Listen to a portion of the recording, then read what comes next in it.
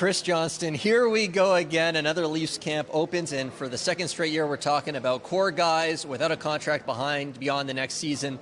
First, Mitch Marner. What do you make of how he handled things today? We didn't say much, right? Before even the field was open to the questions, he basically said, I'm not going to discuss that. I'm here to talk about the season. And, that's understandable to me. What I'm getting from this situation is both Mitch Marner, his camp with his agent, and the Leafs want to keep this as quiet as possible. And that's a tough thing to do in this marketplace, given, what he means to the organization, who he is in the league. We're talking about a player that's likely to be one of Team Canada's main players when we get to the Four Nations tournament, one of the best in the world. And so, when that kind of player is potentially headed towards free agency possibly next summer, naturally there's going to be curiosity. But they're really not going to say anything publicly, I can guarantee you.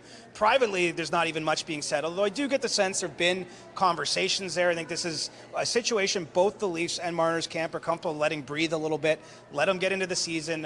Both sides there hoping he plays well, and then they'll get down to business as quietly as possible when it's time. It's been a slow start for Marner the last couple of seasons, so if he can hit the ground running here, that will certainly help things. And based on what Nathan MacKinnon has been talking about, it sure sounds like he's having a great summer. Now, not to get lost in all this is John Tavares. He's also entering the final year of his contract. What do you make of where things stand there? Well, I felt urgency from him on the first day here of availabilities. Really talking about how he feels like he's more driven than ever to prove something. And look, he's in his own contract year, and obviously he's someone who's had a fabulous NHL career. He's made lots of money. This isn't necessarily just the financial aspect, but there's uncertainty there. And it's bound to get your attention when you don't know where, what next season will hold, what your options will be. And John Tavares is smart enough to know that he's got to take care of his end of things. Really, this isn't about an agent being great negotiations. If he plays well this year, he's going to put himself in a great position. He'd like to remain in Toronto. We'll have to see if there's something works with the organization. But no matter what, the whole league is watching what goes on. And, don't forget, there is a little candy for him, too. I've been around the league a long time. I haven't met a player that loves playing for his country and more than Tavares, certainly. And he went to the World Championship in May, was Canada's captain there in Czechia. He actually played very well in that tournament, and he is certainly on the radar for a job at the Four Nations tournament. So, Team Canada's going to pick that team on December 2nd. That gives him, 2 months here to play with to try to, put his best foot forward to not only help the Leafs, but also get another Maple Leaf on his chest. So Marner's back, Tavares is back. When we were here at the end of last season, management was saying everything's on the table. Ultimately, the core is back. But your sense is that there is, a bit of a fresh vibe here. Why is that? Well, when you get a new boss, it gets your attention too, right? And Craig Berube is different style than Sheldon Keefe naturally. He's going to bring a different approach. He's going to try to, enact some different systems, probably going to deploy players in a different way. All those things do change the environment.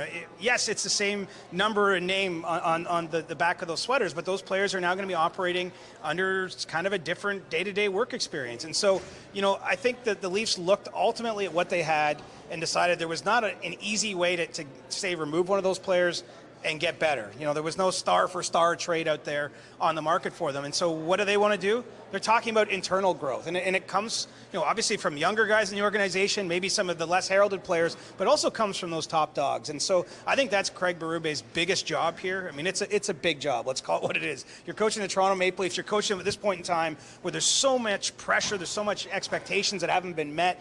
There's going to be a lot of demands placed on them, but I think it's about trying to connect with the top players, get them in the right frame of mind, get them playing a style that can be conducive to success when the games get more difficult in the spring.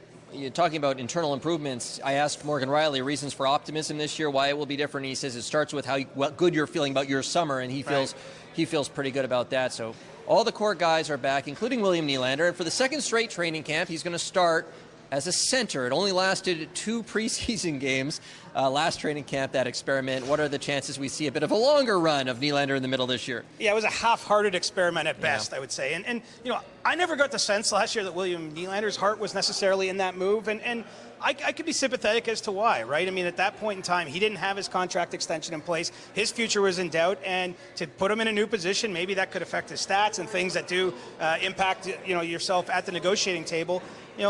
Just didn't feel like he thought it was going to last. Sheldon Keefe, everyone said the right things, but it just didn't feel right. What's different now, of course, is he's done that.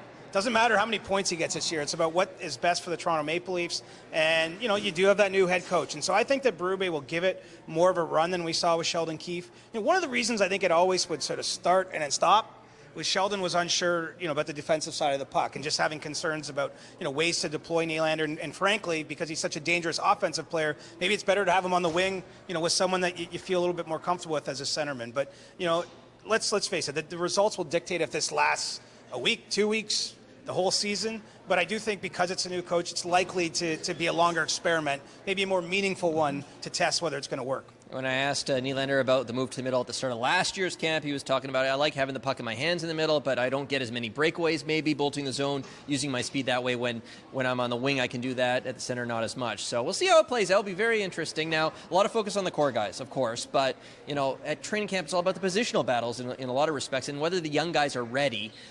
Easton Cowan, what a season he's coming off of. OHL Right. Most Outstanding Player, MVP in the playoffs. What's your sense? What are his chances as he tries to make this Maple Leafs roster? Well, as for any teenager, it's difficult, especially coming into a team that has so many established players that have obviously have a job guaranteed to them.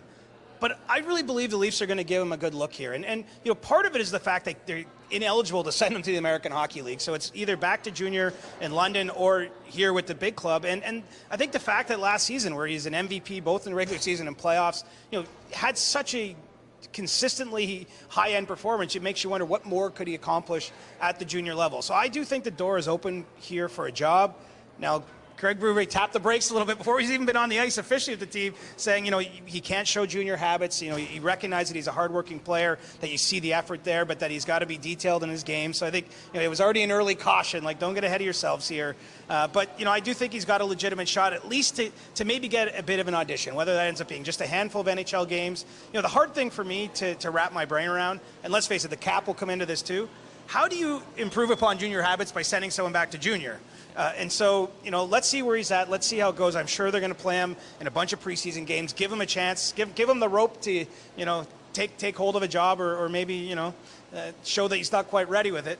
But, I do believe he has an opportunity here, and ultimately maybe he'll be a cap casualty at the end of camp. Although last year, when Fraser Minton showed so well, the Leafs did make a trade in order to free up a roster spot to allow him to stick around. So I believe they'll do the same again if Cowan is deserving of it. And Cowan said he learned a lot from watching Minton last year at training camp, how he stayed positive, his body language never changed, he was always upbeat. So unfortunately, though, for Minton, he will not be in the mix to start this year's training camp. He sustained a high ankle sprain in the rookie tournament game on Sunday in Montreal. So tough news for him. Connor Dewar coming off of a shoulder surgery offseason, not ready to go at the start of this year's training camp. Yanni Hakanpää, who just signed his contract with the Maple Leafs, coming off a knee injury. He is going to start in the developmental group at Leafs training camp. They're going to be skating in 3 groups, and Hakanpää will start in that 3rd developmental group.